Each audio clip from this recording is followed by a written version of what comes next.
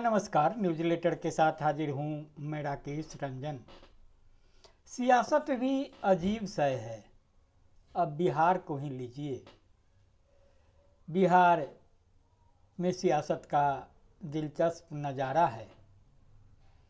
आमने सामने खड़ी सत्ता की दो दावेदार जो खेमा है या खेमेबंदी कह लीजिए, उसमें एकजुटता की बात तो की जा रही है, लेकिन अपने अपने फायदे के लिए, अपने पार्टनर के लिए ईमानदारी कम, चालबाजी अधिक की जा रही है, जो दिख भी रही है।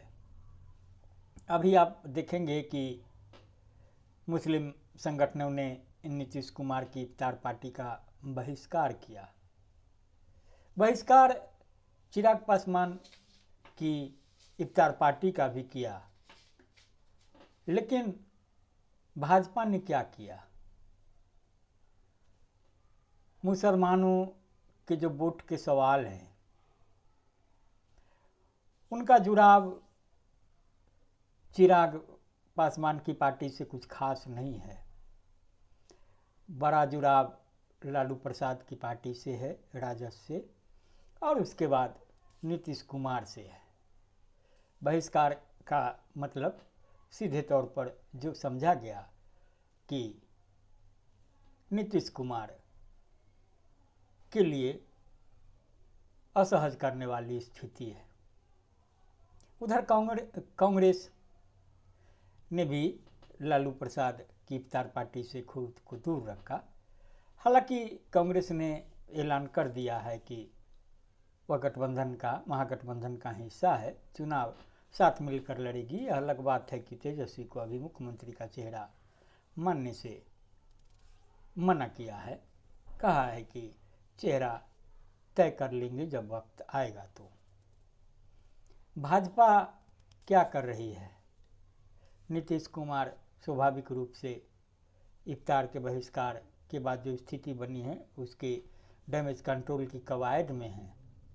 तो भाजपा ने स्वभाव के उलट जो एक धारणा है, आम धारणा भी भाजपा के प्रति है, मुसलमानों को लेकर ईदी बांटना शुरू कर दिया है। प्रधानमंत्री की ओर से भाजपा के नेता कार्यकर्ता ईदी किट लेकर मुसलमानों के घर जा रहे हैं। आखिर भाजपा क्या चाह रही है?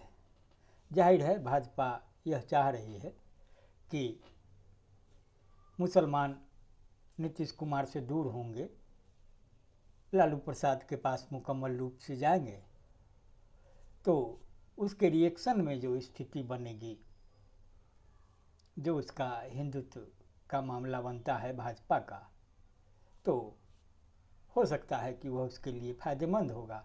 और बहिष्कार का जो घाटा होना है वो तो नीतीश को होना है, तो नीतीश खुद समझेंगे। इससे अलग आप देखिए कि नीतीश कुमार बार बार कह रहे हैं कि अब वे कहीं नहीं जाने वाले हैं। 2 बार गलती हो गई। विधानसभा का जो सत्र चला था विधानमंडल का, उसने भी आपने देखा होगा कि जिस तरीके से पेश आए नीतीश कुमार, खास तौर से राबड़ी देवी के साथ और विपक्ष के नेताओं के साथ। विधानसभा में प्रतिपक्ष के नेता तेजस्वी हों या विधान परिषद में राबड़ी देवी, उनके साथ जाहिर है कि अब नीतीश जो कह रहे हैं सच कह रहे हैं, सच के सिवा कुछ नहीं कह रहे हैं, वह भाजपा के साथ ही रहेंगे। तो अब भाजपा को क्या दिक्कत है? नीतीश कह तो यही रहे हैं कि उनके नेतृत्व में चुनाव हो और फिर मुख्यमंत्री वो होते ही हैं तो उन्हें बनाया जाए। लेकिन जो आरोप लगते रहे हैं ईडी सीबीआई के दुरुपयोग का, बार बार लालू प्रसाद के यहाँ दस्तक दे देती है ED. Hall he land for job मामले में पूछताछ हुई, उसका फलाफल निकलेगा, कब निकलेगा भविष्य के गर्भ में है। लेकिन ईडी का जो आज का एक्शन है, ईडी की आज की जो कार्रवाई है, उसके क्या संकेत हैं? कल ही एनडीए सांसदों की दिल्ली में पार्टी हुई, भोज हुआ। एनडीए के सभी घटक दलों के नेता मौजूद रहे। नीतीश कुमार की पार्टी से उसके कार्यकारी अध्यक्ष संजय झा थे। भोज खत्म हुआ, रात में लोग घर गए, सुबह सही तरीके से उठे भी नहीं होंगे, दिनचर्या शुरू भी नहीं की होगी कि ईडी की छापेमारी की खबर आ गई। छापेमारी कहाँ हुई? छापेमारी हुई बिहार के भवन निर्माण विभाग के चीफ इंजीनियर तारनी दास के घर पर। जाहिर है भाजपा कह रही है कि विपक्ष ईडी सीबीआई के दुरुपयोग का आरोप लगाती है। अगर आरोप सच होता तो भवन निर्माण विभाग के मुख्य अभियंता के यहाँ छापेमारी क्यों होती, जबकि उस विभाग के मंत्री तो भाजपा के ही हैं। लेकिन यह छिपा नहीं है कि भाजपा नीतीश की घेराबंदी कर रही है। इसी की कड़ी में नीतीश के चहेते और मंत्री अशोक चौधरी के भी चहेते पदाधिकारी कुमार रवि के खासम खास भवन निर्माण विभाग के मुख्य अभियंता तारनी दास के घर ईडी ने दस्तक दी। तारनी दास वही तारनी दास हैं जो भवन निर्माण विभाग में सबसे तेज तर्रार इंजीनियर माने जाते रहे हैं। सेक्रेटरी और मंत्री कोई भी हो, हर किसी का ये चहेता है। तो आप समझ सकते हैं कि चहेते का मतलब क्या हो सकता है। वैसे चीफ इंजीनियर अशोक चौधरी ने ही इन्हें बनाया था और ईडी का छापा वो भी सरकार में रहते हुए। मंत्री भले बीजेपी का हो और ऐसे मंत्रालय पर छापा जिसके सेक्रेटरी सीएम के भी सेक्रेटरी हैं। हालांकि मंत्री अशोक चौधरी अब नहीं है, लेकिन सेक्रेटरी वही है। तो फिर इस छापा का क्या मतलब समझा जाए? इस रिश्ते में छापेमारी का क्या मतलब है? सरकार के साथ, गठबंधन के साथ, केंद्र की सरकार जिनके सांसदों पर टिकी हुई है, जिनके सांसद के सहारे केंद्र की सरकार चल रही है, भोज की मैंने चर्चा की, तो मतलब साफ है कि इस बार बीजेपी किसी भी तरीके से नीतीश को मौका देने के लिए तैयार नहीं है। अब आप देखेंगे कि नीतीश तो साथ हैं ही। नीतीश हर वक्त कहते भी हैं कि हम आपके साथ हैं और छोड़ के नहीं जाएंगे। तो फिर छापामारी का क्या मतलब है? हर किसी की जुबान पर यही चर्चा है। नीतीश ने तो कहीं दिया है, नीतीश तो अब बाएं दाएं झांक भी नहीं रहे हैं। अब तो सीधा मोदी शरणम गच्छामी वाली स्थिति है। कई बार शरणागत हुए। तो अमित शाह जो हैं उनको लेकर के भी नीतीश कुमार शाह शरणम गच्छामी की बात भी करते हैं। तो इस छापेमारी का सीधा सीधा मतलब है सीएम के दरवाजे पर दस्तक देना। नीतीश कुमार की अब तक पूंजी रही है कि उन्होंने परिवारवाद को प्रश्रय नहीं दिया और भ्रष्टाचार के छींटे उनके दामन पर नहीं लगे। तो ले देकर जो यह पूंजी है, तो परिवारवाद को लेकर के दिख रहे थे कि किस तरीके से उनके पुत्र निशांत की राजनीति में एंट्री की चर्चा होती रही है, हो भी रही है। और जो भ्रष्टाचार से दामन पाक साफ रहने का मामला है, तो यह पूरी तरीके से उसी दामन को दागदार बनाने की कोशिश का हिस्सा समझ लीजिए। इस छापेमारी का सीधे सीधे मतलब है कुमार रवि की घेराबंदी करना। सीएमओ में यानी चीफ मिनिस्टर ऑफिस में पहले से जो तैनात अधिकारी हैं उन पर तो वैसे भी सीबीआई और ईडी ने नकेल कस रखा है। रवि कुमार को सीएमओ में लाकर थोड़ा बैलेंस करने की कोशिश नीतीश कुमार ने की थी। सीधे उनके अंतःपुर में जो बीजेपी और केंद्र का प्रवेश हो गया था, एक अधिकारी के माध्यम से उसको कैसे चेक एंड बैलेंस करें, यह कोशिश थी नीतीश कुमार की। उसी चेक एंड बैलेंस में कुमार रवि को सीएम ने अपने पास बुलाया था। अब वो भी घेरे में है। अशोक चौधरी जी बहुत फुदक रहे थे। हालांकि उनकी बेटी लोजपा में है, सांसद हैं शांभवी चौधरी, अपने नीतीश के साथ हैं ही हैं, मंत्री हैं ही हैं, लेकिन दाएं बाएं नहीं करें। हालांकि वो दाएं बाएं करने वाले भी नहीं थे, उनकी इतनी औकात नहीं है। बीजेपी ने उनकी औकात कुछ ज़्यादा ही नाप ली। सीट शेयरिंग में अशोक चौधरी की कुछ चलने वाली नहीं है। हाँ, यह बात ज़रूर है कि इस तरीके से छापेमारी के सहारे नीतीश को अकेले करने की कोशिश ज़रूर हो रही है। एकदम अकेला कर दो नीतीश कुमार को, और जो भी सीट शेयरिंग की बात जब होगी तो उनके मर्जी के खिलाफ, मतलब बीजेपी की मर्जी के खिलाफ कोई बात न हो, कोई रणनीति नहीं बने। इसलिए जितने भूजा पार्टी वाले लोग हैं पूरी तरह से पहले ही घेरो, चाहे वो अधिकारी हों चाहे नेता हों।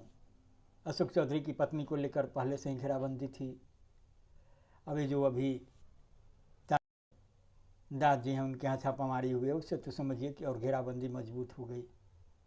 विजय चौधरी जो मंत्री होते हैं तो पहले से शिकंजे में हैं। साले के यहाँ जो संपत्ति का आंकड़ा आया, उस आंकड़े से वे कैसे मुँह मोड़ सकते हैं।